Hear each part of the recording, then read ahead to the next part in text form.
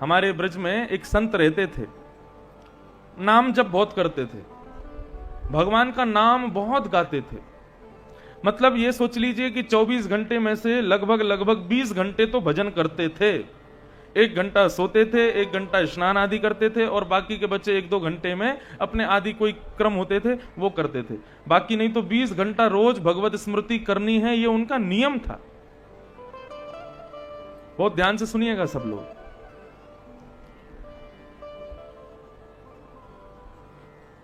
उनकी भक्ति से एक बार ठाकुर जी प्रसन्न हो गए, तो वो रोज क्या करते थे, घर घर जाकर के भिक्षा लेते थे, और भिक्षा में जो प्राप्त होता था उसी को पाकर के अपना जीवन यापन करते थे। एक माता जी के यहां पर वो नित्य जाया करते थे भिक्षा लेने के लिए। माता जी मदन मोहन जी की सेवा करती थी, तो मदन मोहन जी की सेवा करती थी, बाबा रोज भिक्षा लेने जाते थे। एक दिन मदन मोहन जी ने स्वप्न में माता से कहा, मैया तुम्हारे पास जो रोज बाबा आवे ना भिक्षा लेवे,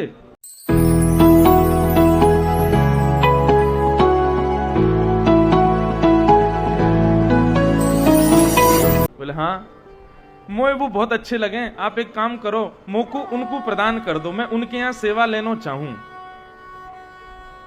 मैया रोने लगी, अरे ठाकुर जी मोए छोड़ के मत जाओ। ठाकुर जी बोले, मैया तेरी सेवा पूरी है गई, अब कछु महीना बाद तू चली जाएगी, मैं कौन सी सेवा करवाऊंगा अपनी। मैया बोली, तो फिर क्या करूं। बोले, अभी से जीनो सीख ले मेरे बिना, कछु महीना में तेरे प्राण निकल जाएंगे। या हमारे अब तू एक काम कर, तेरे पास जो बाबा रोज भिक्षा लेवे आमे ना, उनको मुंह को प्रदान कर दे। दूसरे दिन बाबा जैसी उन मैया के यहां भिक्षा लेने आए, तो माता जी बोली, बाबा कल रात्रि मेरे ठाकुर जी स्वप्न में पधारे। बाबा बोले, अच्छा का भयो। बोले, ठाकुर जी कह रहे कि वो आपसों सेवा करवानो चाहे अपनी। मोते कह रहे, मैया तेरे कछु दिना बचे, हमारे अब तू मुकुबा बाबा को दे दे। बाबा बोले, मैया हमसे सेवा करना नहीं आता, हम तो बस नाम जप करते हैं, बस हमको नाम जपना आता है, आंख बंद करके हरि का भजन करना आता है, हमको सेवा करना, श्रृंगार करना, भोग लगाना, ये सब हमसे नहीं आता है। और बोले, ठाकुर जी की इच्छा है बाबा, मना मत करो ना, ले जाओ। तो बाबा बोले, ठीक है, फिर इच्छा है ठाकुर जी को तो दे दो। तो मैया ने अपने घर के सेवक ठाकुर जी 50 सालों से जिनकी सेवा कर रही थी, उन बाबा को प्रदान कर दिए। अब वो बाबा अपने घर ठाकुर जी को लेकर के पधारे। और उन बाबा की निष्ठा थी नाम जप में, हरि भजन में, श्रृंगार आदि उनसे ज्यादा होता नहीं था। बाबा भी भिक्षा लेने जाते थे तो भिक्षा में केवल आटा लेके आते थे, और आटा लाके अपने यहां बैठ के मोटे मोटे टिक्कर बनाते, और रूखे टिक्कर ही खा लेते थे। टिक्कर समझते हैं ना, मोटे मोटे, इतने मोटे मोटे रोटी, संतों की भाषा में टिक्कर बोलते हैं। तो बाबा टिक्कर, और वो भी रूखा यमुना जल से खा लेते थे, कोई सब्जी नहीं, कुछ नहीं, ऐसा कोई व्यवस्था नहीं।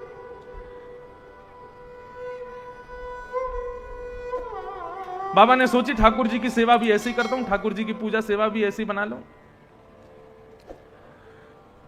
अब तो महाराज टिक्कर बना करके यमुना जल कटोरी में रख के एक थाली में सजा के ठाकुर जी के आगे रख दियो। बोले, ठाकुर जी भोग लगा लो। अब वहां ठाकुर जी मैया के यहाँ तो 56 भोग पावे वाले, वहां पे बढ़िया बढ़िया सब्जी बन रही है, और महाराज बढ़िया बढ़िया मिष्ठान बन रहे हैं, रोज नए नए उत्सव है रहे। अब यहाँ ठाकुर जी को टिक्कर पवाए जा रहे हैं। टिक्कर जैसे ही ठाकुर जी के आगे रखो, बाबा ने तुरंत अपनी माला ली, आंख बंद करके, और अपने भजन में बैठ गए। अब जैसे ही भजन में बैठे तो ठाकुर जी उनके नेत्रों के भीतर भाव में प्रकट हो गए। बाबा बोले, जय जय, हाँ आज्ञा करो बाबा, आज्ञा करो ठाकुर जी, आपने भोग लगा लियो। बोले, बाबा भोग तो लगा लियो, लेकिन ये रूखे टिक्कर मेरे गले में इड़ज रहे हैं। इड़ज रहे हैं समझते हैं, फंस रहे हैं, भीतर नहीं जा रहे। बाबा कोई नमक ना, कछु ना, बिना वाक्य तो बड़ो बड़ो कष्ट है रो पावे में। कल से एक काम कर दो। बाबा बोले, कहा करें। बोले, आटे में नेक नमक मिलाए दोगे तो आटे में नेक स्वाद आ जाएगा, फिर टिक्कर पावे में आनंद आवेगा। कल ते नेक नमक मिला के दो आटे में। बाबा भजन कर रहे हैं। बाबा बोले, हम भिक्षा लेने जाते हैं, केवल आटे की लेते हैं, अब कल से नमक भी लेना पड़ेगा। बोले, बाबा इतना तो कर ही सको, हम तुम्हारे यहां सेवा करवा रहे हैं अपनी। बाबा बोले, ठीक है, कल से नमक भी लाएंगे। दूसरे दिन भिक्षा लेने गए तो जहां भिक्षा लेने जाते वहां बोले थोड़ा नमक भी दे दो, हमारे ठाकुर जी का थोड़े चटोरे हैं ठाकुर जी, रूखी रोटी खब नहीं रही है उन पर। नमक ले आए। अब महाराज आटे में नमक मिला के बढ़िया टिक्कर बना के ठाकुर जी के सामने थाली में पधरा दिया। बाबा भजन में, अब भजन करने जैसे बैठे तो ठाकुर जी फिर प्रकट हो गए। बाबा, हाँ ठाकुर जी बताओ। बाबा अब बढ़िया लग रहा हो भोजन, आप नमक की रोटी नमक मिला के रोटी पवा रहे हो, अच्छा लग रहा हो, लेकिन यदि आप एक आलू ले आओगे और वाकू भूंज के और वाह मीड़ के वहां में नमक मिर्च मिला के नेक साइड में धर दोगे तो रोटी तो नेक कोई सब्जी बन जाएगी, तो फिर आनंद आवेगा पावे में। बाबा बोले मतलब कल से आटा भी लामे, नमक भी लामे और आलू भी लामे। ठाकुर जी बोले इतना तो कर ही सको, सेवा करवा रहे हो। बाबा बोले ठीक है कल से करते हैं। अब महाराज दूसरे दिन बाबा गए, आटो भी लाए, नमक भी लाए, आलू भी लाए। आलू को बढ़िया उबाल के भूंज के आलू को मसल के उसमें नमक और मिर्च मिला के थोड़ी सी और ठाकुर जी के भोग में धर दियो।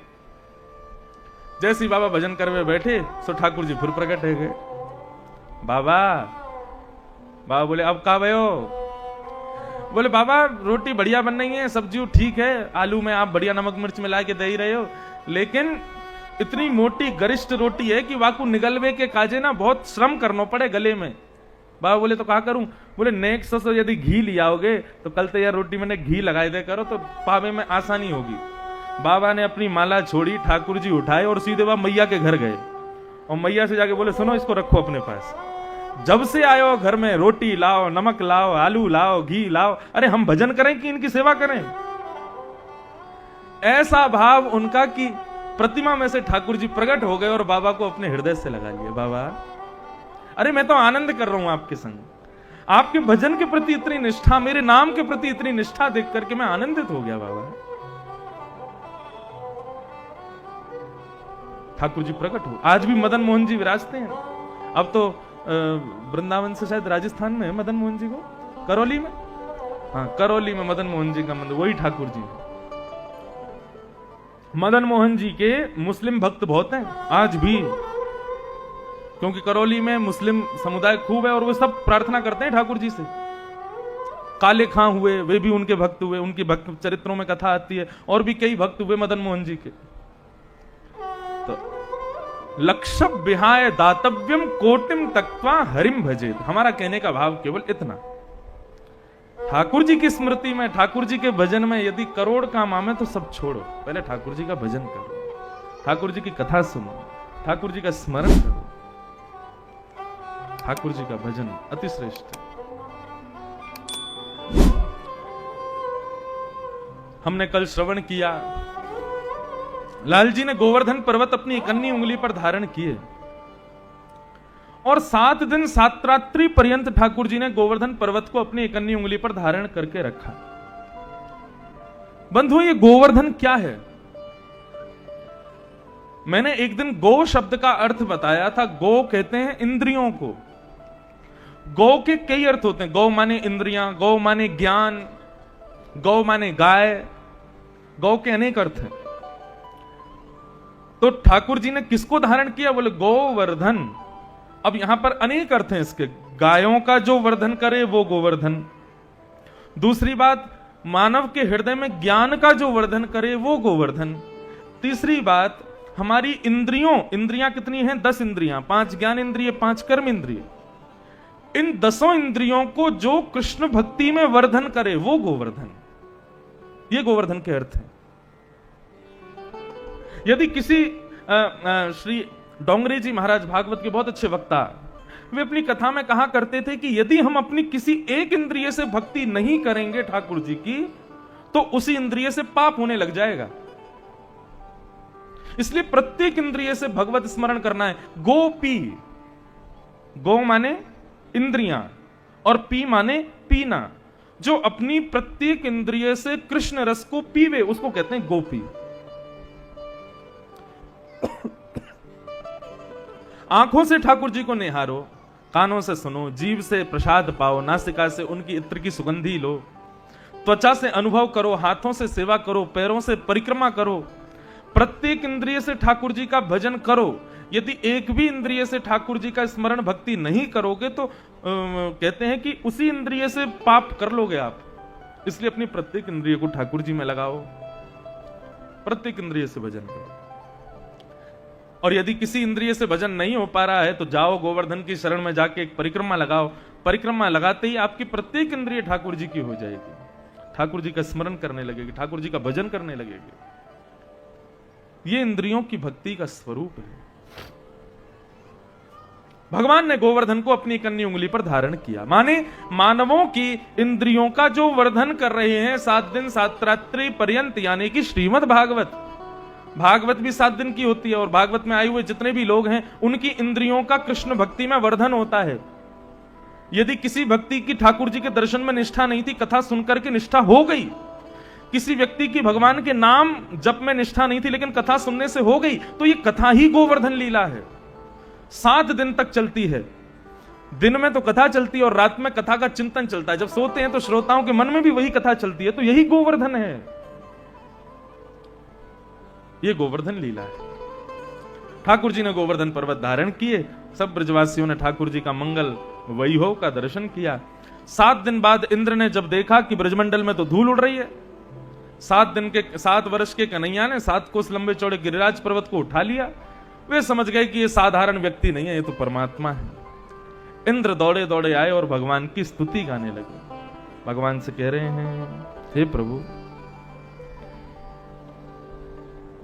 विशुद्ध सत्वं तव धाम शांतम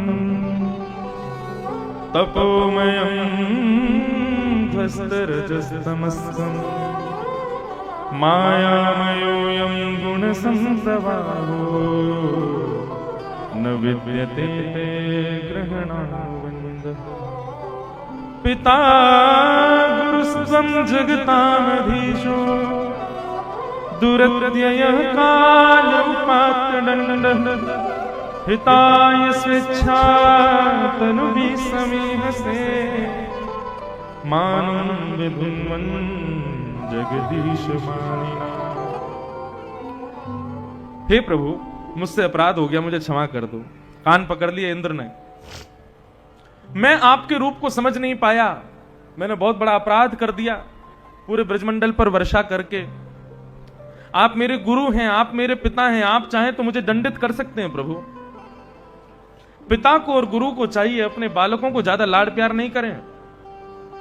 ज्यादा लाड़ प्यार करने से बालक बिगड़ जाते हैं, ज्यादा लाड़ करने से शिष्य बिगड़ जाते हैं। इसलिए शास्त्रों ने कहा, ताड़नाथ बहुवो गुणा, ताड़ना में बहुत गुण हैं, और लाड़नाथ बहुवो दोषा, लाड़ करने में बहुत दोष हैं। इसलिए तस्मात् पुत्रम च शिष्यम च ताड़ेत न तु लाड़ेत। उनको ज्यादा लाड़ प्यार मत करो, नहीं तो वे बिगड़ सकते हैं। कब प्यार करें, कब ताड़ना करें, उसके लिए बताया, बालक का जन्म हो तो जब तक 5 साल का हो जाए तब तक उसको खूब लाड़ करो। लेकिन जैसे ही बालक 6 वर्ष का हो जाए तो फिर 6 से लेके 15 वर्ष तक उसको ताड़ना करो। ताड़ना मतलब मारना नहीं होता। ताड़ना का मतलब है कि उस पर थोड़ा ध्यान दो, कहीं बिगड़ ना जाए, कहीं संगति बुरी ना हो जाए, कहीं किसी गलत मार्ग पर ना चला जाए। और जैसे ही प्राप्ति तु 16 वर्ष, जैसे 16 वर्ष का बालक हो जाए, पुत्रम मित्र वदाचरेत, फिर उसके साथ मित्रता कर लो, उसके साथ मित्र की तरह रहो। ये गुण है। यदि 15 साल तक के बालक को आपने अपने वश में रख लिया तो वो बालक आपका ही रहेगा।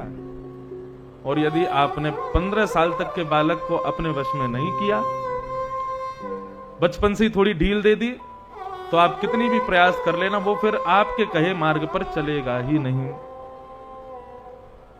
इसलिए ये जो 6 साल से लेकर 15 साल तक की जो उम्र है, इसको पौगंड अवस्था बोलते हैं। इसमें विशेष ध्यान रखो बच्चों का, वो कहीं बिगड़ ना जाएं। भले ही सत्संग ना करें, लेकिन ये जरूर ध्यान रखना कि कुसंग ना करें। कुसंग ना करना भी एक प्रकार से सत्संग है। संग सुधरे बालकों का। आजकल के बच्चों के संग अच्छे नहीं हैं। हम लोग बड़े से बड़े स्कूल्स में, बड़े बड़े कॉलेजेस में बच्चों को भेज तो देते हैं, क्यों, नाम ही है, लेकिन वहां पढ़ने वाले बच्चों में संस्कार नहीं होते हैं। माता पिता की इच्छा होती है हमारा बालक बहुत पढ़ा लिखा इंटेलिजेंट बन जाए, लेकिन संस्कार युक्त नहीं होगा तो आपको ही कष्ट देगा। पढ़ लिख करके वो किसी को सुखी, केवल अपने आप को खुश कर सकता है, अपनी आने वाली पीढ़ी में बच्चे और पत्नियों को खुश रखेगा। लेकिन संस्कारवान होगा ना तो स्वयं भी प्रसन्न रहेगा, पत्नी को भी प्रसन्न रखेगा, माता पिता को भी प्रसन्न रखेगा। आजकल के बालक संस्कारवान नहीं होते, उनको यही नहीं पता कि संत जनों के पैर कैसे छूने चाहिए। यहां छूते हैं जांग पे, किसी के घर में, मैं तो वैसे पैर छुपाता नहीं हूं, लेकिन कई जगह नहीं मानते, छूते हैं। माता पिता कहते चल जब महाराज जी पैर छू, आएगा ऐसे जांग छूते हैं, ये घुटना छूते हैं, पैर नहीं छूते, झुका ही नहीं जाता। बताया ही नहीं कभी माता पिता ने कैसे प्रणाम कराएं। प्रणाम कैसा होना चाहिए? दंडवत। शरीर स्पर्श करने की प्रथा केवल मध्य प्रदेश में है। मध्य प्रदेश में जब तक महाराज को छू नहीं लेंगे तब तक उनकी श्रद्धा उम्र खत्म ही ना। छू पहले, छुएंगे तभी आशीर्वाद मिलेगा। नहीं, आप छू के दिखाओ हमारे वृंदावन बिहारी लाल जी को, नहीं, दूर से ही प्रणाम करो। छू के दिखाओ बद्रीनाथ भगवान को, जगन्नाथ भगवान को, नहीं छू सकते। प्रणाम दूर से ही होता है। और प्रणाम अपने शरीर को झुकाने से, उसके टेक्सचर्स को बदलने से प्रणाम नहीं होता है, प्रणाम हृदय से होता है। जिसको देख करके अपने आप आंखें नीची हो जाएं, सर झुक जाए और मन करे कि मैं लेट जाऊं धरती में, केवल उसी को प्रणाम कहते हैं। किसी के दबाव में आके, प्रेशर में आके, लोगों को देखते हुए जो प्रणाम होता है वो प्रणाम का कोई महत्व नहीं। प्रणाम के बड़े महत्व होते हैं। संध्यांते शिव पूजान्ते भोजनान्ते तथैव च त्रिभिर पक्षे त्रिभिर मासे त्रिभिर वर्षेण सिद्ध्यति। यदि ब्राह्मण को, संत को 3 बार प्रणाम किया जाए, कब? सुबह सुबह जब ब्राह्मण अपने संध्या वंदन करके उठे, संध्यांते, उस समय ब्राह्मण को प्रणाम कर लो। मैं फिर कहूंगा, प्रणाम का मतलब शरीर स्पर्श नहीं होता है। आप लोग हनुमान चालीसा पढ़ते हैं, क्या लिखा है? श्री गुरु चरण सरोज रज। गुरुदेव जिस मार्ग से निकल गए उस मार्ग को ही प्रणाम कर लो बस। हमको उनके चरण नहीं चाहिए, उनकी चरण की रज चाहिए बस। दूर से ही प्रणाम करो। कब प्रणाम करें ब्राह्मणों को, संतों को? सुबह सुबह संत महात्मा जब अपना भजन करके, तिलक आदि लगा करके, स्नान ध्यान करने के बाद में जब अपना नित्य नियम करके जैसे ही आसन से उठें, तुरंत दूर से ही दंडवत प्रणाम करो। संध्यांते। फिर उसके बाद शिव पूजान्ते, अपने घर में शिव जी की अर्चना करवाओ, शिव जी का अभिषेक करवाओ, और अभिषेक करने के बाद में अपने आसन पर जल छोड़ के उसको आंखों से लगा के फिर ब्राह्मण को दूर जाके दूर से प्रणाम करो। शिव पूजान्ते। और भोजनान्ते तथैव च, अपने घर पर बढ़िया पकवान भोजन बना के ब्राह्मणों को पवा करके, और भोजन पवाने के बाद दक्षिणा उनके चरणों में रख के फिर प्रणाम करो। ये 3 बार ब्राह्मणों को प्रणाम करने से क्या फल होता है? बोले त्रिभिर पक्षे। यदि आपने बहुत सम्मान, बहुत हृदय से प्रणाम किया होगा, 3 पक्ष में आपको उसका अनुभव हो जाएगा। प्रणाम का क्या फल मिला? बेमन से किया होगा तो त्रिभिर मास से 3 महीने में उसका फल मिलेगा, और बिल्कुल ही अश्रद्धा से किया होगा, जबरदस्ती माता पिता ने पटक दिया, जा प्रणाम कर, तो उसका भी फल मिलेगा। कब मिलेगा? त्रिभिर वर्षेण, 3 वर्ष में मिलेगा। सिद्ध्यति। ये होता है प्रणाम। अपने बच्चों को सुसंस्कार दीजिए।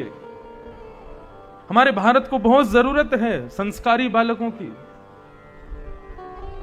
मैं प्रयास करता हूं, जब कथाएं नहीं होती तो एक पाठशाला भी चलाता हूं, भक्ति पथ पाठशाला। उस पाठशाला में कोई नए नए विषय लेकर के कुछ कहने का प्रयास करता हूं। फिर बच्चों के टेस्ट भी लेता हूं, ऑनलाइन ही चलता है सब। उसमें बच्चों से पूछते हैं, फिर कल के पाठ में आपने क्या पढ़ा था, उसका एक उत्तर दो। उत्तर देने वाले को इनाम भी देते हैं। कम से कम इसी बहाने से ही बच्चों को पता तो चले। आज किसी से पूछो राम कौन है, कितनी जानकारी है बालकों के पास। अरे राम को जानना जरूरी नहीं है, राम क्या करते थे, कैसे रहते थे, क्या उनकी दिनचर्या थी, उनसे हमें क्या सीखना चाहिए, ये जानना बहुत जरूरी है। वे दशरथ नंदन हैं, यशोदा कौशल्या जी के बेटे हैं, सीता जी के पति हैं, हनुमान जी के स्वामी हैं, इतना तो सब जानते हैं। लेकिन राम के गुण क्या है, राम के कर्म क्या है, और उससे हम क्या सीखते हैं, कितने बच्चे जानते हैं।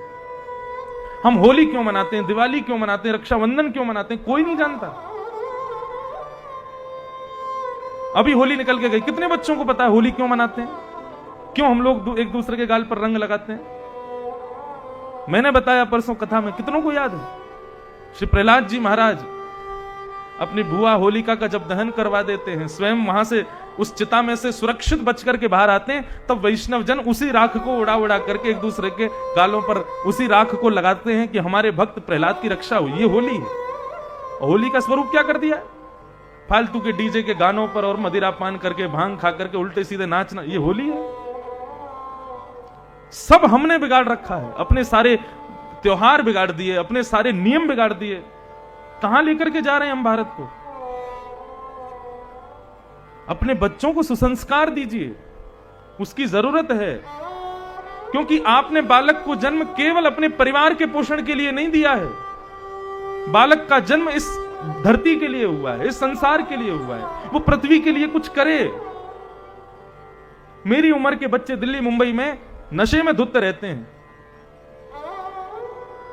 और बस वही उनका जीवन है, रात में जाना, उल्टा सीधा खाना और नशा करके पड़े रहना। और उसी नशे के कारण कितने युवान अपने प्राण त्याग देते हैं। इतना ही मरने का शौक है तो फिर देश के लिए मरो, जाओ वहां पर लड़ो दुश्मनों से। संस्कार की जरूरत है बालकों को, वो सिखाइए उनको। सुसंस्कृत होंगे, सुसंस्कारी होंगे तो ज्ञान और संस्कार ये दोनों भाई हैं। जहां संस्कार आएगा ज्ञान को आना ही पड़ेगा। पूरा पत्र लिख दिया, ऐसी बारात आनी चाहिए। सेठ ने लिख तो दिया, बोला कि अबे बारात का पूरा पर्चा देख के नरसिंह मेहता अपने आप ही शादी तोड़ देगा। बोले भैया हमारी संभव, हम इतना ला ही नहीं सकते। लेकिन उस सेठ ने क्या किया, पूरा पत्र जब लपेटा तो लपेट करके उस पर ऊपर लिख दिया जय श्री कृष्ण और भेज दिया नरसिंह मेहता के यहां। नरसिंह मेहता के यहां जैसे पत्र गया तो पत्र को उठा करके नरसिंह मेहता देखते थे। यदि नरसिंह मेहता का नाम होता था तो मतलब पत्र उनका है, बेटे का नाम है तो बेटे का। ऐसा ही होता है पत्र पर, जिसका नाम उसका। अब वहां तो केवल जय श्री कृष्ण लिखा था। अच्छा ये तो ठाकुर जी का पत्र है, मेरा पत्र नहीं है। उन्होंने पत्र को ले जाकर के ठाकुर जी के पास रख दिया, मंदिर में खोल के देखा ही नहीं। तो ऐसा वर्णन करते हैं कि नरसिंह मेहता जब अपने बेटा की बारात लेकर के निकले तो 4 आदमी थे, लेकिन जब उस सेठ के यहां पहुंचे तो पूरा यदुवंश लेकर के कृष्ण बलराम पहुंच गए नरसिंह मेहता की बेटा की बारात में। अब तो जहां तक दृष्टि जा रही है वहां तक महाराज हाथी खड़े हैं, घोड़ा खड़े हैं। और सबसे विशेष बात, नरसिंह मेहता के बेटा की बारात में सबसे आगे हाथी के, एक हाथी के ऊपर श्याम वर्ण श्री कृष्ण चल रहे हैं और दूसरे हाथी पर गौर वर्ण श्री बलराम जी चल रहे हैं। नरसिंह मेहता को नहीं पता था, बस लोग नाच नाचते आते जा रहे थे। नरसिंह मेहता बोला होंगे कोई जानकार होंगे, मुझे क्या पता। किलोमीटरों लंबी बारात लेकर के नरसिंह मेहता पहुंचे। ये बंधुओं, ये रस का स्वरूप नहीं है। ठाकुर जी जब अपने भक्त के लिए अधीन हो जाते हैं ना तो उसी को रास कहते हैं। हमने रास का नाम, हमने रास का रूप, रास का स्वरूप सब बिगाड़ दिया है। केवल गली मोहल्ले के लड़का लड़की डांडिया नाच रहे हैं तो वही रास है, वो रास नहीं है। रास मतलब अपने भक्त के प्रेम पर आकर्षित होकर के ठाकुर जी पधारे हैं, वो रस है, वो रास है। रास का ये स्वरूप है। भक्त के लिए ठाकुर जी का प्रादुर्भाव है। गोपियों के साथ ठाकुर जी ने रासब विहार किया, यही रास है। ऐसी स्थिति हमारी बन जाए। हम रोज जबलपुर में ठाकुर जी का दर्शन करने के लिए जाते हैं। यदि किसी दिन दर्शन करने ना जा पाए तो मंदिर में बैठे ठाकुर जी विचलित हो जाएं कि आज मेरा दर्शन करने क्यों नहीं आया। और विचलित होकर के ठाकुर जी किसी ना किसी रूप में तुमसे मिलने के लिए आ जाएं तो समझना वो रास है। कितनी कथाएं बताऊं मैं आपको। जगन्नाथपुरी जाएंगे तो वहां पर एक गोपीनाथ भगवान का मंदिर है, उनका नाम है टोटा गोपीनाथ। क्या नाम है? टोटा गोपीनाथ। इतनी मधुर कथा है, मेरे नेत्र सजल हो जाते हैं उनके बारे में सोच के। कैसे ठाकुर जी पता है, जैसे हम बैठे ना सुख आसन में, ऐसे ठाकुर जी बैठे और बंशी बजा रहे हैं। आपने खड़े हुए ठाकुर जी देखे होंगे, बैठे हुए ठाकुर जी बंशी बजा रहे हैं, वो केवल वही है। क्यों है? चैतन्य महाप्रभु के भक्त हुए माधव दास, वे रोज जगन्नाथपुरी चले जाते थे चैतन्य महाप्रभु से मिलने के लिए। अपने गुरु के बिना रह नहीं पाते थे। लेकिन वक्ता बहुत अच्छे थे, कथा बहुत अच्छी करते थे। चैतन्य महाप्रभु ने मन में विचार किया कि भाई ये रोज यहां आ जाता है, अपना सत्संग नहीं करता। उनके ठाकुर जी पहले खड़े हुए थे, गोपीनाथ भगवान पहले खड़े रहते थे, उनकी सेवा करते थे। तो वो गोपीनाथ भगवान श्री चैतन्य महाप्रभु ने प्रदान किए। कैसे प्रदान किए? एक दिन वो शिष्य चैतन्य महाप्रभु की कथा कर रहे थे। कथा में ध्रुव चरित्र का जैसे वर्णन आया तो श्री ध्रुव जी महाराज 3 महीने से ठाकुर जी को खोज रहे हैं, तपस्या कर रहे हैं। ये भाव जब वो बोल रहे थे तो चैतन्य महाप्रभु ऐसे भावावेश में आए, वे अपने आसपास जमीन को खोदने लगे। उनके मन में भाव आया कि ठाकुर जी कहां हैं। और जैसे ही आप आसपास जमीन को खोदने लगे तो तभी जमीन के भीतर हाथ गया और एक ठाकुर जी की प्रतिमा हाथ स्पर्श हो गई। चैतन्य महाप्रभु ने जब उनको निकाला तो श्री ठाकुर जी का त्रिभंग ललित स्वरूप था। उन्होंने अपने शिष्य को दिया, लो अब इनकी सेवा रोज करना, रोज जगन्नाथपुरी मत आना, यहीं रह करके इनकी सेवा करो। रोज उनकी सेवा करते, उन्हीं को कथा सुनाते। कभी कभी चैतन्य महाप्रभु आ जाते थे।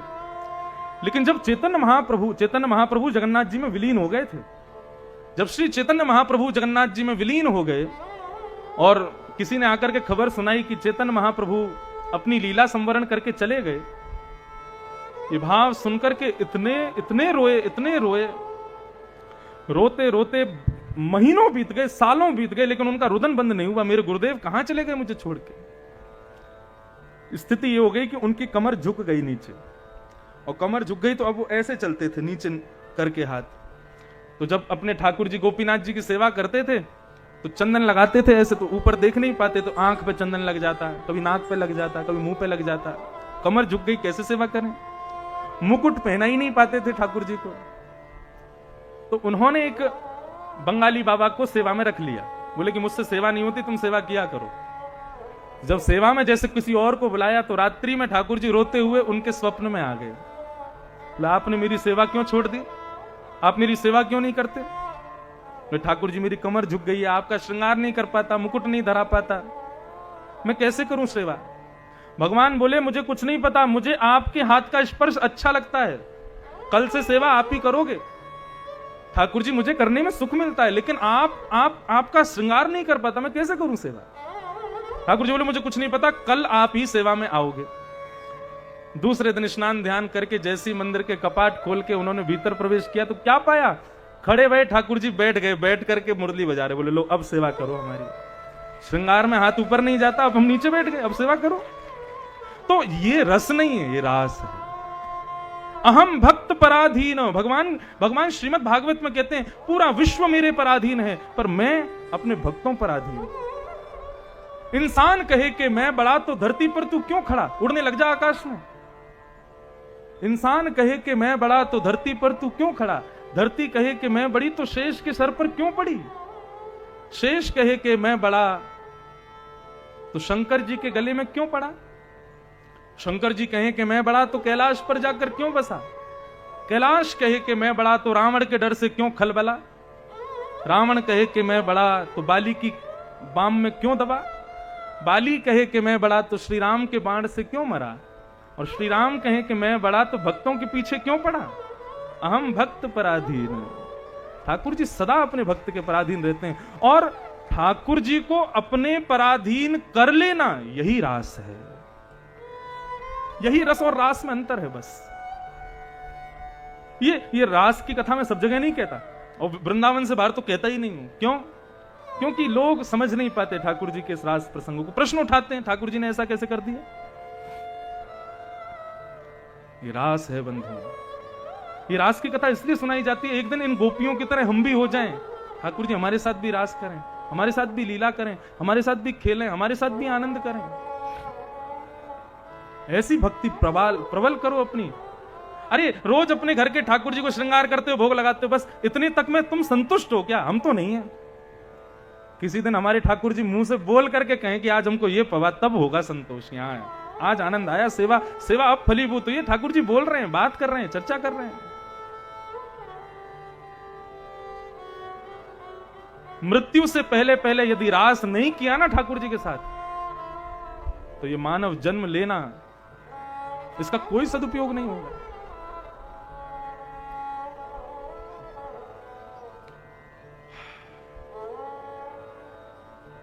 भगवान ने रास विहार किया, समस्त गोपियां ठाकुर जी के साथ, अब ठाकुर जी को अपना सर्वस्व दे चुकी हैं। एक प्रकार से समस्त गोपियां प्राणों से ठाकुर जी को दे चुकी हैं खुद को, और तन से अपने अपने घर को वापस लौट के चली गई। आगे के प्रसंग में भगवान केसी को मारते हैं। भागवत में बीच में युगल गीत भी आता है गोपी गीत के बाद, बहुत सुंदर है युगल गीत। ऐसी ऐसी रूप माधुरी का वर्णन, ऐसे ऐसे चित्रण बताए गए भागवत में कि कोई चित्रकार उनको बना नहीं सकता। ठाकुर जी यमुना जल कैसे पीते हैं थोड़ा सा सुन लो। ठाकुर जी यमुना जल पान कैसे करते हैं? बछड़ा बछियाओं को चराने जाते हैं, तो जब यमुना के किनारे बछड़ा बछिया अपना मुख यमुना में देख करके जब उसका जलपान करते हैं, तो ठाकुर जी देखते हैं वाह ये बहुत बढ़िया तरीका है। सो ठाकुर जी भी अपने दोनों भुजाओं पर आ जाते हैं, बिल्कुल जैसे गाय है वैसे बन जाते हैं, और फिर अपनी दोनों भुजाओं को ऊपर करके अपने अपने ओष्ठों को यमुना में डुबो करके तब उस बछड़ा की ओर तिरछी नजर करते हैं। वो भी पानी पीता है और ठाकुर जी भी अपने अधर से जलपान करते हैं। ऐसा वर्णन है इन गीतों में, युगल गीत में, वेणु गीत में। एक रूप का वर्णन ऐसा है, ठाकुर जी अपने वनमाली भेष बना लेते हैं, बहुत सारे पत्तों को तोड़ के अपने माथे पर बांध लेते हैं, भुजाओं में बांध लेते हैं, कमर पर बांध लेते हैं, खूब सारे हरे भरे हो जाते हैं ठाकुर जी। और फिर क्या करते हैं, फिर वंशी में वो स्वर बजाते हैं जिस स्वर को सुन के गाय उनके पास आती हैं। उस स्वर को बजाते हैं तो गाय दौड़ी दौड़ी आती है। गाय जैसे ही देखती है दूर श्याम सुंदर अपने पूरे अंग पर हरे हरे पत्तों को, घासों को लगाए खड़े हैं, तो गाय पूंछ उठा करके दौड़ती है, और गाय जाकर के जब ठाकुर जी की कमर पर लगे हुए इस पत्ते को अपनी जिह्वा से चाटती है, तो ठाकुर जी को गुदगुदी होती है। फिर ठाकुर जी हंसते हैं, ऐसे खेलते हैं बछड़ों के साथ में, गायों के साथ में। ये वर्णन है इन सब गीतों में, अद्भुत है। राम कृष्ण चरण स्पर्श प्रमोद। वेणुगीत में गोपियां कहती हैं कि हे ब्रजवासियों, गोवर्धन पर्वत पर प्रकट हुए वृक्षों को, पौधों को तुम साधारण मत समझना। जब कृष्ण बलराम गौचारण करते हुए इस गोवर्धन पर चढ़ते हैं, तो उनके कोमल चरणों का स्पर्श पाकर के गिरिराज के रोए ही वृक्ष वल्लरियों के रूप में खड़े हो जाते हैं। ऐसा बना अरिष्टासुर, व्योमासुर आदियों का उद्धार किया। नारद जी ने कंस से जाकर के कहा कि अब तुम कृष्ण को कब मारोगे? कंस बोला कितने प्रयास कर लिए, मरता ही नहीं है। नारद जी ने कहा तुम्हारे पास जो धनुष है इसका यज्ञ करो, धनुर्यज्ञ करो, धनुष यज्ञ को करो और अक्रूर जी को भेजो, वे कृष्ण बलराम को लेकर के आएंगे। अक्रूर जी ब्रजमंडल गए, ब्रज में जाकर के कृष्ण बलराम को लेकर के मथुरा पधारे। संपूर्ण प्रसंग काफी बड़ा है, उसको प्रणाम मात्र करते हैं। भगवान मथुरा पधारे, मथुरा आकर के ठाकुर जी ने धनुष भंजन किया।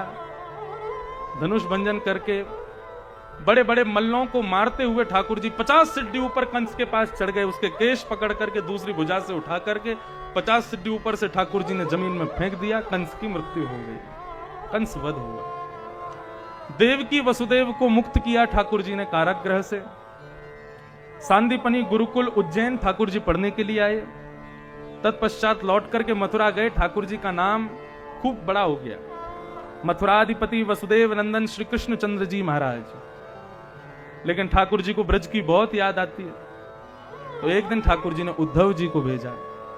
उद्धव जी ब्रज में गए, ब्रज में जाकर के गोपियों को समझाने लगे। गोपियां कहने लगी उद्धव जाको कांटो लगे सो ही जाने, तू हमको मत समझा। भगवान ब्रज छोड़ करके चले गए और वर्षों हो गए, आज तक लौट करके नहीं आए। मैं उस विषय में ज्यादा इसलिए नहीं जा रहा हूं क्योंकि फिर बहुत मधुर और बहुत ज्यादा भावावेश आ जाता है, इसलिए उसको केवल प्रणाम मात्र करते हैं। गोपियां उद्धव को समझा रही हैं, उद्धव मत आइयो समझाने जाके, कांटा लगे सो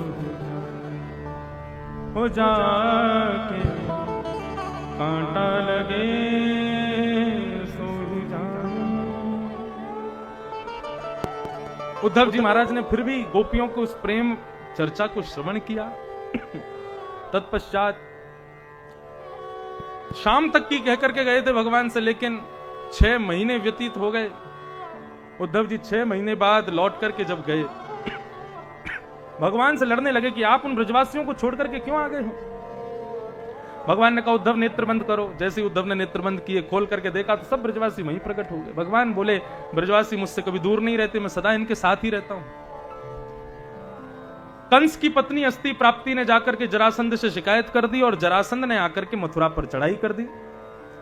भगवान ने अनंत बार जरासंध को हराया।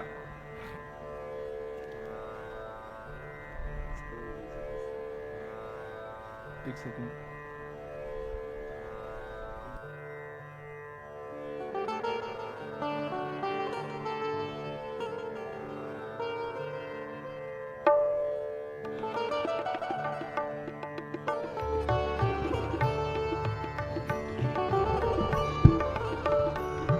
भगवान अनंत बार जरासंध को हराया, फिर अंत में रण छोड़ करके भागे। नाम पड़ा रण छोड़ राय। बोलो रण छोड़ राय भगवान की। इसलिए द्वारिका में आज भी गाते हैं, द्वारिका मां कौन छे राजा रण छोड़ छे। हम कल कथा पूरी करके रात्रि में द्वारिका ही पहुंचेंगे यहां से सीधे। अच्छा, कल कथा का समय सुबह 9:30 बजे से है, समय से आ जाना। हमको भैया गरुण जी पकड़ के जाने फिर यहां से अहमदाबाद, तो इसलिए समय से सब लोग पधारिएगा। अब आगे का प्रसंग हम लोग थोड़ी देर में सुनेंगे, ठाकुर जी के विवाह का प्रसंग। उससे पहले हम सबके मध्य में विराजमान पूज्य श्री भैया जी महाराज अपने कुछ भाव उद्गार प्रकट करना चाहते हैं। आप सबसे कुछ नर्मदा जी के लिए कुछ कहना चाहते हैं। वे अपने कुछ भावांजलि प्रस्तुत कर रहे हैं, श्रवण कीजिए। उसके पश्चात फिर ठाकुर जी का विवाह उत्सव 10 मिनट में हम मना देंगे और फिर कल कथा का विश्राम दिवस है। 9:30 बजे से कथा प्रारंभ हो जाएगी। चाहे आप आना चाहे मत आना, हम यादव जी को सुना देंगे बस कथा। बाकी नर्मदा जी और गौर मैया कथा सुन रही हैं। आप लोगों को ठीक लगे तो सुबह पधारिएगा, मोस्ट वेलकम, और ना आओ तो भीड़ कम।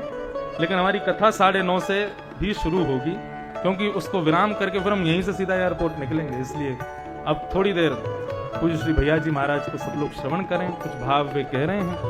तत्पश्चात फिर रुक्मणी विवाह का प्रसंग कह करके वाणी को विराम देंगे। बोलो नर्मदा मैया की, बोलो गौर मैया की। नमः पार्वती पतये हर हर महादेव।